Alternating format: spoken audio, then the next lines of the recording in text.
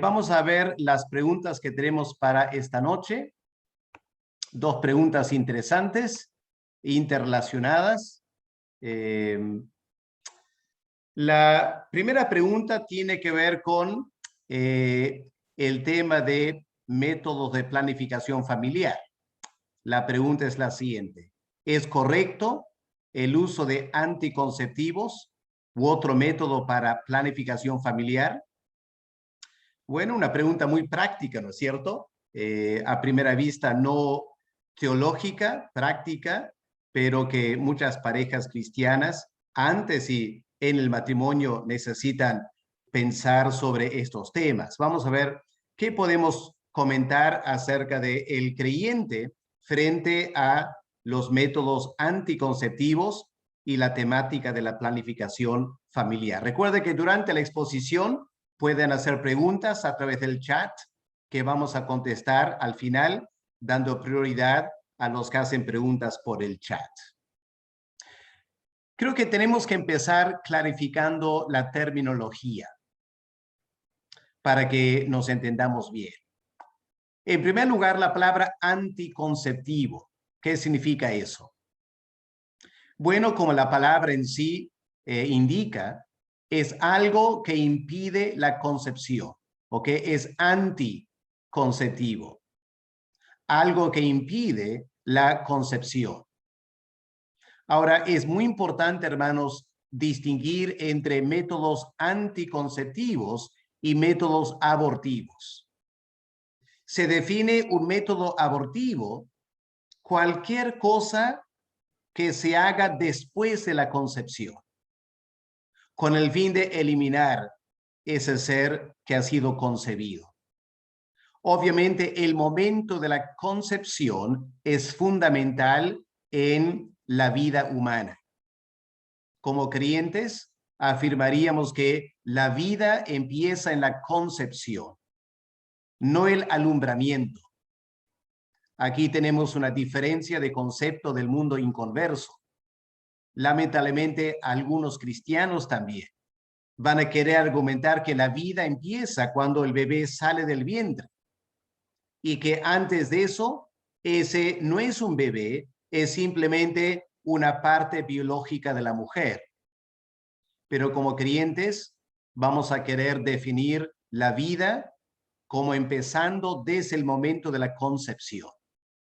Así que en ese sentido, cualquier cosa que podría impedir la concepción no es nada que atenta contra la vida humana, pero algo que trata con el resultado de la concepción, habría que definirlo como abortivo. Ahora, en términos de los métodos anticonceptivos, podemos mencionar tres categorías generales. Ahora, entienden ustedes que yo no soy médico, soy pastor, así que esta noche lo más probable es que cometa algunos errores médicos, y me van a perdonar por eso, pero trataré de ser lo más acertado posible. En métodos anticonceptivos, entonces, podemos separarlos en tres categorías. La primera categoría serían métodos mecánicos o de tipo barrera. Por ejemplo, el más común, el preservativo. Ahora, en estos métodos, lo que se procura hacer es impedir que el espermatozoide llegue físicamente al óvulo para concebirlo. ¿Ok? Se busca una forma física de impedir que el espermatozoide llegue al óvulo para fertilizarlo. Eso es el método mecánico o de barrera. Muy diferente son métodos químicos, donde se toma una sustancia química que no permite que el espermatozoide alcance el óvulo. Mayormente se conoce como la píldora. Esto se da a la mujer y el resultado de la píldora es una hormona que no permite la ovulación. Entonces, si no hay ovulación, no hay un óvulo y el espermatozoide cuando llega al útero lo encuentra vacío, así que por definición no hay una concepción. Están trabajando con una píldora para varones que elimine el elemento del espermatozoide para que no entre un espermatozoide para fecundar el óvulo, pero mucho más común es la píldora que se da a la mujer. Es el segundo método. El tercer método es lo que se llama el método natural o de ritmo. Se conoce que la mujer tiene un ritmo natural en su cuerpo. Hay algunos días del mes en la cual ella es fértil, es decir, tiene un óvulo en el útero listo para ser fertilizado. Entonces, durante esos días, la mujer es fértil y cualquier espermatozoide puede fecundar el óvulo. Pero el resto del mes, la mujer no tiene el óvulo en esas condiciones y por lo tanto el espermatozoide no va a fertilizar el óvulo. Así que conociendo el ciclo de la mujer, su mes menstrual, hay parejas que aplican el método natural o el ritmo, el ciclo de la mujer para impedir una concepción. Así que hay estos tres métodos generales de anticonceptivos. Otro término que hay que aclarar es la planificación familiar. ¿En qué consiste la planificación familiar? Básicamente es para decidir cuándo tener hijos y cuántos hijos la pareja quiere tener. Entonces, por ejemplo, de repente después de haber dado a luz un hijo, la mujer quiere esperar 3 o 4 años para tener un siguiente hijo. Entonces, para evitar que un hijo nazca antes de 3 o 4 años, se aplica un método anticonceptivo. También se puede usar cuando se quiere decidir cuántos hijos tener, cuántos. Si una pareja, digamos, decidió tener 2 hijos y después de 10 años de casados, tiene los 2 hijos. Ya no quieren tener más hijos. Así que aplican métodos anticonceptivos para no tener más hijos y quedan con los 2 que han deseado. Ahora, noten algo muy importante como un presupuesto en todo lo que estoy hablando hasta ahora. Estamos presumiendo una relación matrimonial. Estamos hablando de esposos que quieren tener hijos dentro del matrimonio. Así que es muy importante anotar eso. Y en estos tiempos, como creyentes y como iglesia, queremos afirmar: la planificación familiar es un asunto netamente para matrimonios. Los solteros aquí no tienen nada que hacer con la planificación familiar, porque se sobreentiende que si son solteros no van a tener hijos. Van a esperar casarse para tener relaciones sexuales y tener hijos. Así que la planificación familiar para creyentes sería algo que se piensa dentro de la vida matrimonial. Obviamente, antes de casarse, es muy importante conversar estos temas, ¿ya? Muy importante conversar y aclarar estos temas antes de casarse. Y la conclusión a la cual llegamos al inicio es que no se deben usar anticonceptivos fuera del matrimonio. Lo repito para que lo piensen. Para un cristiano, no se deben usar métodos anticonceptivos fuera del matrimonio. Cualquier método que fuera. Porque por definición, según la ética cristiana, antes del matrimonio no deben tener relaciones sexuales. Así que el método anticonceptivo no entra para cristianos solteros. Ahora, reconozco que esta noche estoy hablando a creyentes y estoy hablando de creyentes. La pregunta de qué decir a inconversos es una pregunta interesante. Porque por un lado, uno quisiera recomendar a inconversos a seguir la ética cristiana. Pero la ética cristiana es para cristianos. Así que resulta un poco difícil imponer la ética cristiana sobre inconversos. El mundo básicamente trata con inconversos y tienen una actitud muy diferente a la nuestra a los métodos anticonceptivos. Pero eso es un asunto que el mundo tiene que tratar. La iglesia, nuestra responsabilidad es mantener en alto una ética cristiana sexual para cristianos. Esperamos que creyentes sigan estas normas.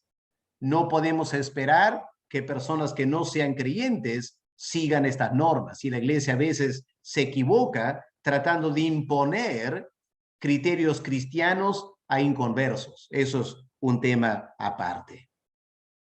Ahora, para abundar un poco más sobre este tema, tenemos que conversar un poco acerca de la función de las relaciones sexuales. Este es un tema muy importante y tenemos que entenderlo para manejar bien el tema de la planificación familiar.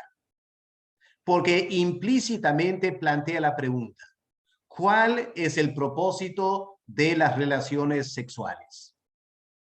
Ahora, la Iglesia Católica afirma lo siguiente.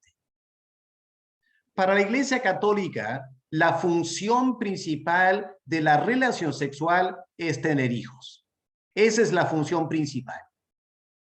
Por lo tanto, la Iglesia Católica enseña que en ninguna manera puede una pareja cristiana usar métodos anticonceptivos, a no ser quizá la excepción del método natural o el ritmo. Pero la Iglesia Católica no aprueba ni métodos físicos de barrera, ni métodos químicos. Bajo el presupuesto de que el propósito principal de la relación sexual es tener hijos. Pero como evangélicos vamos a querer añadir dos propósitos extra más a la relación sexual. En primer lugar, o segundo en esta lista, muy importante para una pareja cristiana es entender que la relación sexual es para expresar y experimentar el amor de pareja. Noten esas dos palabras. Es para expresar amor o para experimentar el amor de la pareja. Y Dios ha dado la relación sexual con todo el placer que eso puede producir para que una pareja cristiana disfrute la intimidad y el amor máximo entre dos seres humanos.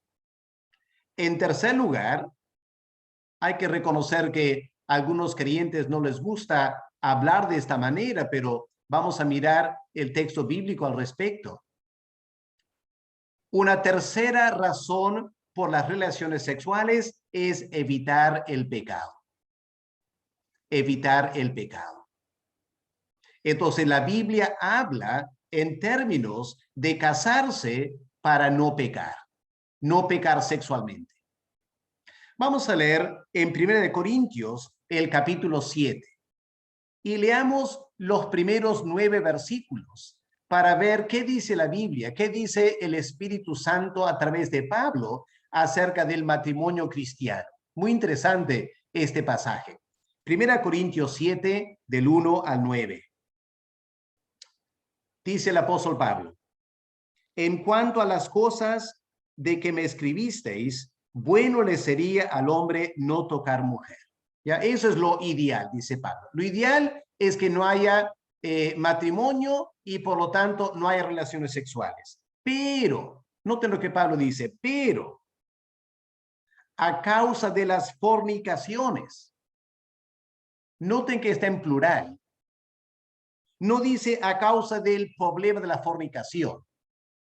Pablo dice fornicaciones. ¿Por qué? Porque en Corinto el pecado sexual era terrible. Muy similar al mundo de hoy en día. Así que este versículo cae a pelo a la sociedad moderna. A causa de la fornicación, ¿qué recomienda el Espíritu Santo? Cada uno tenga su propia mujer y cada uno tenga su propio marido. ¿Ya? Para que no estén cometiendo pecado de fornicación con prostitutas o lo que sea, el creyente debe tener su esposa o su esposo para no pecar. ¿No es cierto? Lo que el Espíritu Santo está diciendo. Para no pecar, mejor tengan su esposo, su esposa. Versículo 3. A la luz de eso, versículo 3, el marido cumpla con la mujer el deber conyugal. Siempre me interesa el orden aquí. Mayormente en nuestra sociedad y en la consejería hablamos a las mujeres. Tienes que cumplir tu deber con el marido. Pero miren cómo el apóstol Pablo, el Espíritu Santo a través de Pablo, habla al varón primero. El varón como cabeza del hogar. ¿Cuál es su responsabilidad? Debe cumplir el deber matrimonial con la mujer. Y en segundo lugar, la mujer también debe hacerlo con el marido. Y por si acaso surge una pregunta acerca de por qué tengo que hacerlo, el apóstol Pablo dice, la mujer cuando se casa ya no tiene potestad sobre su propio cuerpo. Si la mujer quería seguir teniendo control exclusivo de su cuerpo, no se case. Pero cuando te casas, dice Pablo, cuando te casas recibes muchos privilegios, pero también responsabilidades. Tu cuerpo como mujer no te pertenece a ti solo. En parte es de tu esposo, para que tu esposo no cometa pecados sexuales. Y al revés también. Ni tampoco tiene el marido potestad sobre su propio cuerpo, sino la mujer comparte el derecho del cuerpo del varón. Y Pablo continúa diciendo, noten el contexto, no os neguéis el uno al otro. ¿Ya? Categóricamente Pablo dice, no debe haber un alto en las relaciones sexuales a no ser por algún tiempo de mutuo consentimiento para ocuparos sosegadamente en la oración. Y luego de ese tiempo, digamos una semana, 2 semanas, un mes, lo que sea, luego volver a juntarnos en uno. ¿Para qué? Para que nos tiente Satanás. Pueden ver cómo el énfasis en este pasaje es el pecado. El matrimonio es para no cometer pecado. Así que las relaciones sexuales en el matrimonio cumplen ese papel para reducir las tentaciones de la fornicación o el adulterio. Debe haber relaciones sexuales constantes, continuas, de mutuo acuerdo para el beneficio de la pareja. Y luego Pablo dice, versículo 6, aclarando el versículo 1. Mas esto digo por vía de concesión, no por mandamiento. No está diciendo tienen que casarse. Y Pablo aclara, quisiera más bien que todos los hombres fueran como yo. Porque Pablo no iba a cometer pecado de fornicación. Porque Pablo tenía dominio propio. Y Pablo dice, lo mejor sería que los varones sean como yo, que tengan dominio propio. Obviamente las mujeres también. Pero Pablo es muy honesto. Y en versículo 7 Pablo dice, pero cada uno tiene su propio don de Dios. Uno a la verdad de un modo y otro de otro. Digo pues a los solteros y a las viudas, que bueno les fuera quedarse como yo. Pero, otra vez un famoso pero de Pablo, pero si no tienen don de continencia, cásense. ¿Por qué? Porque mejor es casarse que estarse quemando. Otra vez el tema del pecado. Así que me parece bastante claro en la Biblia que aquí tenemos una tercera razón por tener relaciones sexuales, para no cometer pecado. La esposa debe ayudar al esposo a no cometer pecado. Y el esposo debe ayudar a la esposa a no cometer pecado. Es una responsabilidad mutua que contraen cuando se casan. Ahora, dentro del marco de esas relaciones sexuales, decimos que es recomendable usar un método anticonceptivo para evitar tener hijos en un momento no deseado. Tener hijos es bueno, pero la pareja no va a tener un hijo cada año, ¿no es cierto? Así que para evitar el problema de tener muchos hijos, la pareja tiene dos opciones. O dejan de tener relaciones sexuales o usan algún método anticonceptivo. Pero Pablo ya ha dicho, no debe haber un alto en las relaciones sexuales. Así que eso nos lleva, obviamente, al uso de algún método de planificación familiar. Ahora, la Biblia no trata el tema de la planificación familiar específicamente. Hay que reconocer eso. No lo trata específicamente. Así que entra en función aquí la conciencia. Cuando la Biblia no trata un tema claramente, por lo general viene a ser un asunto de conciencia. Así que lo que yo digo a las parejas cuando vienen para la consejería prematrimonial y tocamos este tema, yo digo, si tu conciencia no te lo impide, puedes usar cualquier método anticonceptivo, con tal que sea anticonceptivo, no abortivo. Puedes usar cualquier método, pero si tu conciencia, como hombre o mujer, si tu conciencia o la conciencia de tu pareja no se lo permite, no lo deben hacer. Y por eso es importante conversar esto largo y tendido antes de casarse. Hay que conversar de todos los diferentes métodos anticonceptivos. Y la mujer tiene que decir, con esto estoy de acuerdo y con esto no estoy de acuerdo. Y el varón también. Y tiene que llevar a un consenso. Es una bomba de tiempo. Si la pareja no lo conversa, no tratan bien el tema antes de casarse, y en el matrimonio encuentran que no están de acuerdo, es un gran problema. Y por eso lo tiene que conversar antes de casarse para no tener tantos problemas dentro del matrimonio. ¿Ok? Así, ahí tenemos la primera pregunta. Así que a ver si hay preguntas sobre un tema que es muy polémico, ¿no es cierto? A ver si hay preguntas en el chat. De repente les agarré por sorpresa porque ha sido más breve el tema esta noche. Damos un tiempo Por para ahora, escribir sus preguntas. sí, por ahora no hay preguntas en el chat. Ok, por ahora no hay preguntas. Si que alguien quiere aprovechar, hacer una pregunta en vivo, mientras otros escriben si quieren, ahora es el momento para hacerlo. Ok. Acaba de llegar una pregunta por el chat de Edson Atoche. ¿Cuáles son las características de un joven que se está quemando? Muy bien. Según el apóstol Pablo, el contexto, el apóstol Pablo está hablando de un joven que no puede controlar su impulso sexual. Que el impulso sexual es demasiado fuerte para el hombre y domina su vida. Ahora, hay que reconocer y confesar lo siguiente. El apetito sexual se puede alimentar o se puede tener en hambruna. El apetito sexual, el motor sexual. Ahora, si un varón no controla su mente y su mirada, va a alimentar su motor sexual y su motor sexual andará acelerado.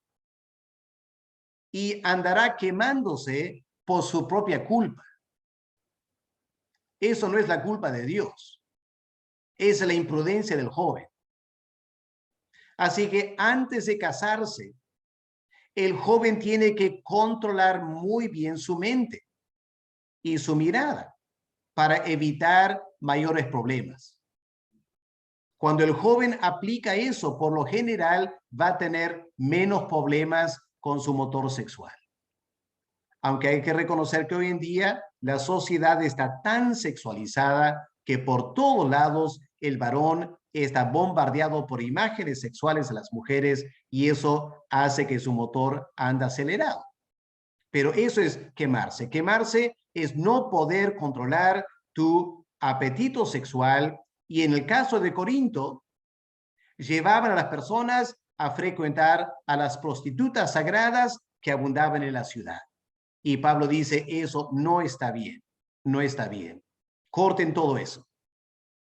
Y para no estar quemando y buscando mujeres de la calle, cásate, cásate. Ok. Tenemos otra pregunta en el chat de María del Carmen. Dice, Pastor, buenas noches. Dijo que no se permiten métodos anticonceptivos antes del matrimonio, pero ahora hay muchas mujeres que se les da tratamiento ginecológico, con ello por tema de quistes o problemas hormonales. Esta puede ser una excepción, ¿verdad? Bueno, pero no sería un método, no sería planificación familiar, ¿ok? Y realmente no es un método anticonceptivo. Sería aplicar un método químico para un problema biológico. Así que, claro, ahí si alguna hormona te puede ayudar en tu estado físico, eso está bien, pero no sería planificación familiar. Ok.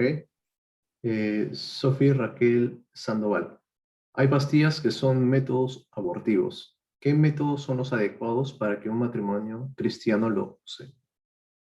Bueno, como dije al comienzo, cualquier método que impide la concepción. ¿Ok? Entonces, cualquier método que funciona después de la concepción. Por ejemplo, algún método que impide que el óvulo fertilizado se pegue al útero de la mujer. Como ya está concebido, ya es abortivo. Estás a propósito obrando para que un ser creado, concebido, salga. Ahora, hay abortos naturales. Eso queda en las manos de Dios. Pero la pareja cristiana no debe hacer eso. Y por eso es muy importante que una pareja cristiana lea y estudie muy bien el método para asegurarse que es un método anticonceptivo o no un método abortivo. Vale, Gianni Caro. Buenas noches, Pastor Alex. El impulso de los jóvenes es más fuerte. Entonces, ¿sería mejor que se casen de jóvenes para evitar caer en pecado? ¿Cuál es la edad ideal para que se casen las personas? El problema con la juventud es que es cierto, en la juventud su instinto sexual es muy fuerte y su dominio propio es muy bajo. Eso genera muchas tentaciones y luego pecados sexuales. Pero los jóvenes también son muy maduros. Así que si escogen su pareja como jóvenes, lo más probable es que van a escoger mal. Así que para mejorar la calidad de matrimonio, es mejor esperar hasta tener, para los varones, yo diría 25 años. Y para las mujeres, 21, 22 años para casarse. Eso indica que por varios años tendrán que aprender disciplina. Esa disciplina es parte del proceso de la madurez. Un joven o una señorita que no ha aprendido a disciplinarse va a ser una persona inmadura y por lo tanto Dios ha diseñado las cosas para que como jóvenes tengas ese motor sexual y tienes que aprender a controlarte. En esa manera, Dios te va formando en la madurez, para que después como padre de familia, madre de familia, tengas dominio propio para la vida matrimonial. Ok. Hermano Franklin, por si acaso, si desea puede completar la pregunta. No sé si es que deseas poner una pregunta en vivo. Ya que está escrito que buenas noches, pastor, ¿cuál sería? Y no tengo el resto del mensaje. Franklin, no ha terminado la pregunta, parece. ¿Querías hacerlo en vivo? Sí, pastor, buenas noches con todos, pastor, buenas noches. Sí, hubo un pequeño problema en el chat. Okay. Sí, ya lo dijo, pastor. O sea, mi pregunta era, ¿cuál era la edad promedio o la edad límite para, tanto para el varón como para la mujer, para formalizar o casarse, ¿no? Ya lo respondió. Muchas gracias. Ok, bien, gracias. Muchas gracias, hermano Franklin. María del Carmen, los métodos anticonceptivos no van en contra de Génesis 8:7. La actitud de Onán en Génesis 38 se puede considerar como un método anticonceptivo. Lo que ese caso es un caso muy particular, donde el problema no era tanto que se usó un método anticonceptivo. Lo que molestó a Dios fue la actitud del hombre de no querer cumplir lo que luego vino a ser la ley de Dios, de dar a su hermano el privilegio de tener una descendencia.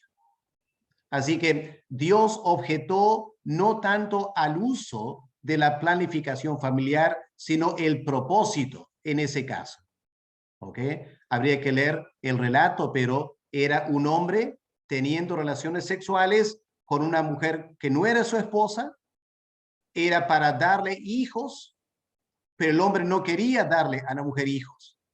Así que él aplicó un método de el coito interrumpido para no tener hijos, y lo que Dios objetó no fue el método, sino el propósito, la actitud del hombre. ¿Ok? Así que no se puede usar ese texto para decir que Dios está en contra de los métodos anticonceptivos, porque nadie vive esa realidad hoy en día. Ok, me parece que Carito desea participar. Sí, buenas Adelante. noches. Pastor, una consulta. Bueno, va a ser una pregunta un poco fuerte, supongo. Por ejemplo, cuando yo estaba en la universidad, bueno, obviamente yo era, creo, la única cristiana en un entorno de amigas súper liberales, ¿no? Y ellas, por ejemplo, tenían múltiples parejas y ellas, me acuerdo que en una conversación para mí un poco fuerte, por ejemplo, fue cuando ellas dijeron de que para ellas el método anticonceptivo como más certero, vamos a llamarlo así, era, por ejemplo, a practicar el sexo contra natura, ¿no? Por ejemplo, anal, oral, o lo que se pueden inventar ahora, porque creo que son medio, el pecado los pone un poco creativos, ¿no? ¿Cómo podemos de repente em, enseñarle a jóvenes, como por ejemplo, cuál es la práctica correcta sobre el tema de la intimidad? Y ellas decían, porque tú sabes, pues amiga, ¿no? Por ahí no hay riesgo de que haya una fecundación, ¿no? Entonces yo pues a mis 17 años, toda guaguita, me sentía pues ellas súper experimentadas, ¿no? ¿Cómo podemos de repente, desde el punto de vista bíblico, considerar este tipo de prácticas? Uno, y dos, cómo de repente poder ayudarle, ¿no? A estas personas en el transcurrir, o, bueno, como usted dice, no es del mundo y no podemos imponer algo que ellos de repente están acostumbrados a, pero cómo podemos como medio guiar la conversación en ese momento, ¿no? ¿Qué dice la Biblia al respecto sobre eso? Bien, una pregunta muy importante, Carito, así que gracias por hacerlo. En ese tema de específicamente de prácticas sexuales, qué se permite, qué no se permite, hay dos cosas que hay que afirmar. Número uno, la Biblia no habla al respecto. No hay ninguna indicación en la Biblia de cuál es el método evangélico de tener relaciones sexuales. Y creyentes también tienen diversas opiniones. Algunos creyentes dicen, todo vale. Otros creyentes dicen, no, hay solo lo tradicional. Creo que para contestar la pregunta, tendríamos que volver a lo que dijimos, cuál es el propósito de las relaciones sexuales. Y dijimos que uno de los propósitos es expresar amor y experimentar el amor de tu pareja. Así que si partimos de ese punto de vista, que tiene que ver con expresar amor, entonces se supone que cualquier cosa que da placer a tu pareja, estás expresando amor. ¿No es cierto? Si la pareja le dice, a mí me encanta que me rasque la oreja o que me rasques el pie, me estimula sexualmente. ¿Ya? Si eso es lo que le estimula, la pareja cristiana lo hace para agradar a la pareja y viceversa. Así que si partimos de ese punto de vista, uno podría decir cualquier cosa vale. Pero hay que añadir dos cosas muy importantes. Número uno, cualquier método que podría arriesgar la salud no sería un acto de amor. Así que la pareja tiene que pensar, este método que se me está proponiendo, mi pareja dice que le gustaría probar este método. La pregunta es, ¿va a atentar contra la salud? Y si es así, hay que decir, no puedo hacer eso, por amor no lo puedo hacer. Porque de hacerlo, voy a afectar tu salud. O voy a afectar mi salud. Y si afecto mi salud, habrá que gastar en medicamentos y otras cosas, y esto no sería una muestra de amor. Así que ahí hay un factor limitante. Cualquier método que afecte la salud, habría que decir no. Segundo lugar, la Biblia dice que el lecho matrimonial debe ser sin mancilla. Y en Romanos capítulo 1 dice que, no sé si es Romanos 1, pero un pasaje dice que no debemos tener deseos sexuales desenfrenados. Así que cualquier práctica desenfrenada no sería legítimo para un creyente. Porque ahí ya no hay dominio propio.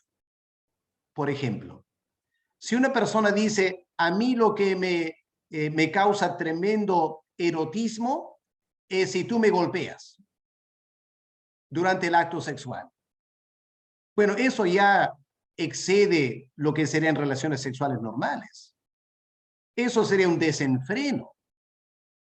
Entonces la pareja bíblicamente no podría hacer algo que sería considerado desenfreno.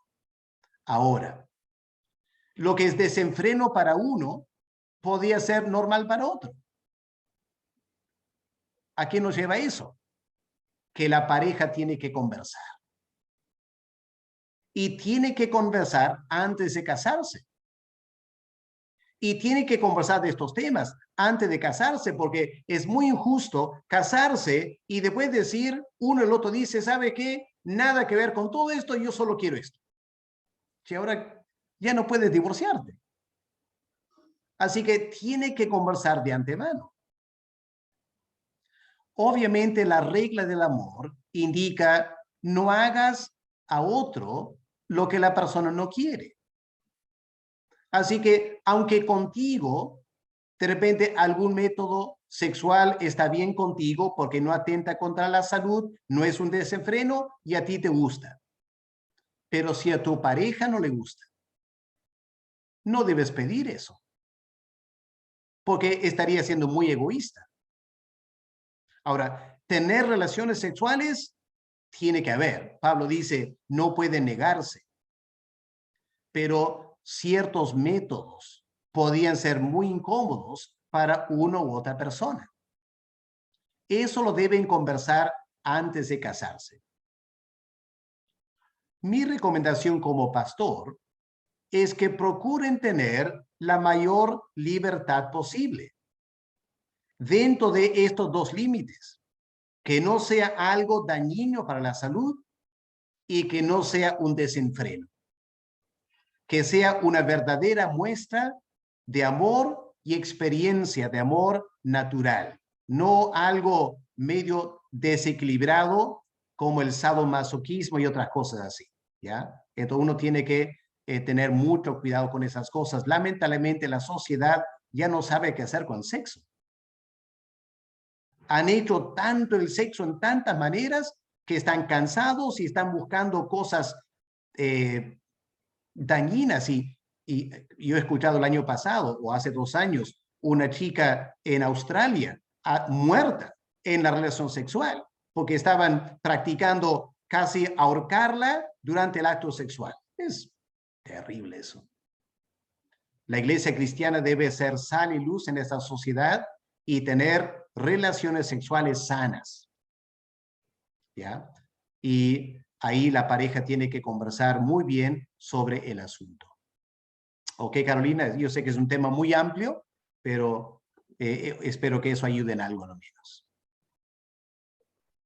Okay, ahora, tomando desde esta perspectiva, antes de pasar a las otras 2 preguntas que no tienen que ver con lo que se ha estado conversando ahorita, se comprende eso y me imagino que es recomendable que eso lo hagan, digamos, cuando ya están en el paso de novios, ya prestos a casarse, porque de nada sirve que 2 enamorados estén hablando de esto, diciendo, sí, sí, sí, de aquí no vamos a casar, cuando al final tal vez nunca ocurre. Y especialmente cuando no es ventajoso para el hombre estar hablando de esos temas, porque eso también alimenta su motor sexual. Yeah. Ahora, mi consulta más va hacia el punto de que me parece excelente el que se pueda hablar entre parejas, pero en un entorno cristiano, bueno, obviamente el pecado afecta a cristianos y no cristianos, y también hay cristianos que llegan al matrimonio sin ser vírgenes, ¿ya? Ahora, sobre eso del conversatorio que se debe tener entre parejas, cuando el pecado ya te afectó la vida, entonces, bueno, sabes qué es lo que te gusta, digamos, y puedes conversarlo con la pareja. Pero para los jóvenes que llegan vírgenes al matrimonio, o sea, ¿cómo pueden hablar con una pareja de que le gusta esto o no le gusta si no tienen la menor idea de qué trata? Ya, esa es parte de la belleza del matrimonio, ¿ya? Porque los dos van a ir aprendiendo juntos. Y cuando hay amor verdadero, eso no es un problema. Eso es lo ideal. Lo ideal es que ambos lleguen al matrimonio vírgenes y totalmente inocentes. No tienen la menor idea realmente qué es lo que le gusta.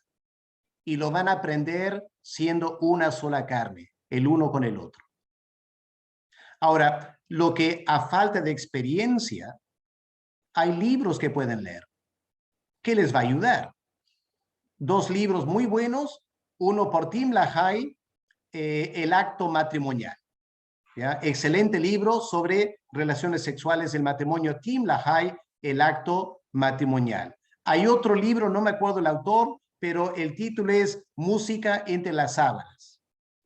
Confieso que el segundo no me agrada tanto, me parece demasiado afectado por el mundo liberal moderno. Creo que el de Tim LaHaye es mucho más bíblico y equilibrado, ¿ok? Así que recomendaría leer uno de esos libros, El acto matrimonial. Pero lamentablemente, como Jonathan indica, la manera que la sociedad ha avanzado, hay cada vez menos probabilidad que 2 personas lleguen al matrimonio vírgenes. Pero eso es lo ideal.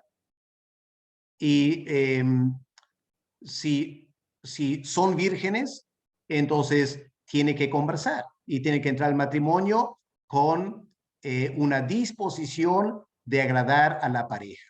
¿Ok? Y leyendo esos libros les va a orientar acerca de diferentes áreas del acto sexual y ya van a empezar a intuir si esto va con ellos o no va con ellos. ¿Ya? Así que eso creo que sería la respuesta, Jonathan. Ok. La hermana Ruth pregunta. Buenas noches, pastor. En caso de salud, ¿estaría bien dejar por un tiempo las relaciones sexuales? O tal vez se podría ser tentado por el enemigo en este caso, según en el versículo 5. Bueno, ese es un gran problema en muchos matrimonios donde por alguna razón, por la salud física mayormente de la esposa, no se hace factible tener relaciones sexuales. Y es aquí donde si la pareja solo limita la relación sexual a lo tradicional, por decir. Y lo tradicional ya se hace imposible. Ahora, ¿qué van a hacer?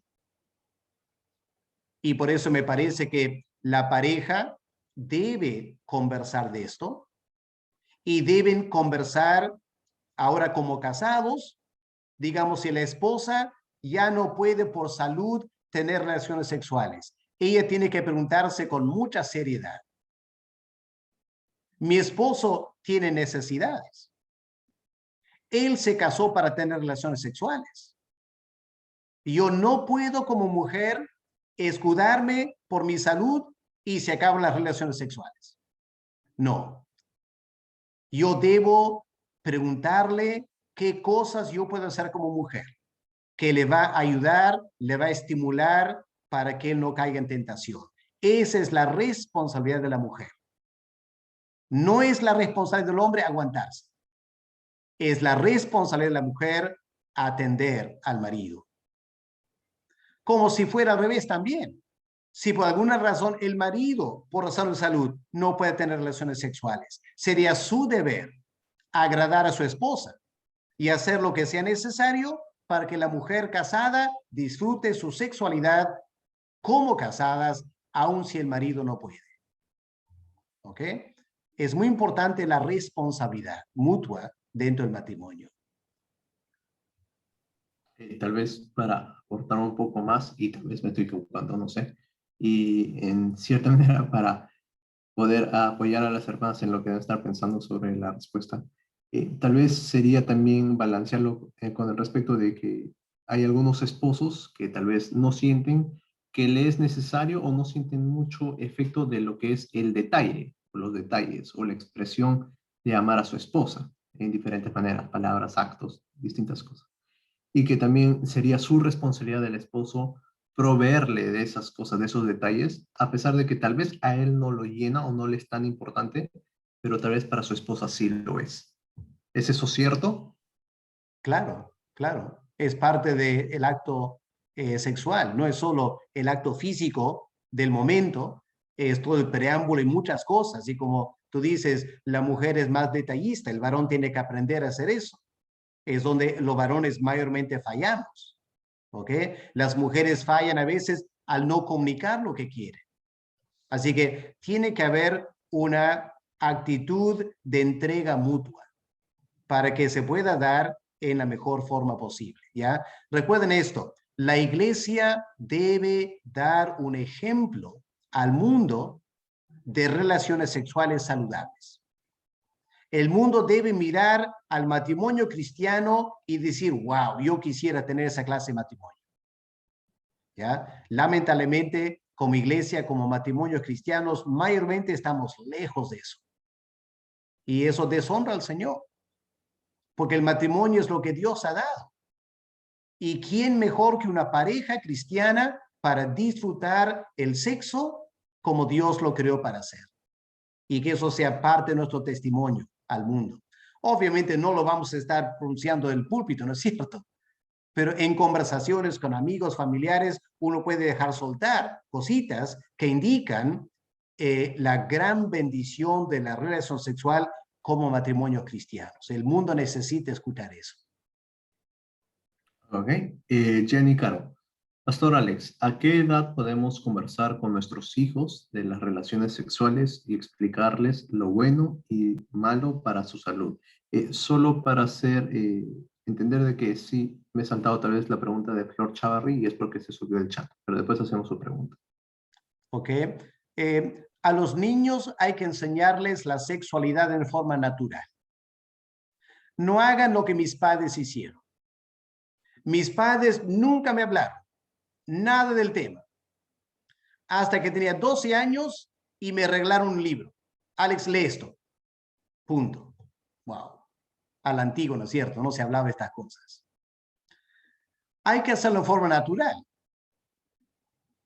Estás bañando a tus hijos. Tu hijita tiene 9 meses. Tu hijito tiene 2 años. Y se están bañando juntos. Y el niño dice, porque son curiosos, y mi hermanita le falta algo entre sus piernas. Y ya le empieza a conversar, ¿no es cierto? Dentro de la intimidad del hogar, cuando los niños son pequeños, inocentes, les empiezas a explicar todo lo que tiene que ver con la sexualidad humana. Obviamente lo haces poco a poco, lo dosificas. Pero esa es la manera de comunicarlo, ¿ya? En el hogar, desde pequeños, dosificándolo para que cuando vayan al colegio y el colegio trate de enseñarle toda clase de sexualidad, tu hijo ya está preparado. Ya aprendió en la casa, ¿ok? Porque en la casa no solo le enseñaste lo correcto, también hablaste lo incorrecto, de lo que va a escuchar en la calle. Y lo prepara de antemano, ¿ok? Los padres fallamos en esto tremendamente, ¿ok? Pero hoy en día se hace más fácil hablar, así que los que tienen hijos pequeños o los que van a casarse y tener hijos están a tiempo para aprender. Tal vez viendo y escuchando el trasfondo de que lo que hemos visto y escuchado en Inglaterra, donde tal vez a diferencia de aquí en primaria, incluso los niños en Inglaterra ya a tan temprana edad ya están teniendo relaciones sexuales y es por eso la necesidad de que estén preparados. Porque al final el que no tiene la base le van a lavar la cabeza y simplemente le van a enseñar a su manera. Solo para comentar eso. Ahora, Flor de Chavarri pregunta, buenas noches, Pastor Alex. ¿Qué pasa cuando una pareja de esposos no puede tener hijos? ¿Podría recurrir a métodos científicos para así poder tenerlos? En un momento vamos a tratar ese tema exactamente a la segunda pregunta, así que espera un ratito, Flor, y lo tratamos. Sí, justo por eso había saltado la otra pregunta. Ok, eso serían todas las preguntas. ¿Ok? Vamos a terminar ahí entonces, porque el segundo tema es muy interesante y quiero dar tiempo para eso, así que un break de unos 5 minutos y volvemos para la segunda pregunta. ¿Ok, hermanos? Así que miren su reloj, 5 minutos, estamos aquí otra vez.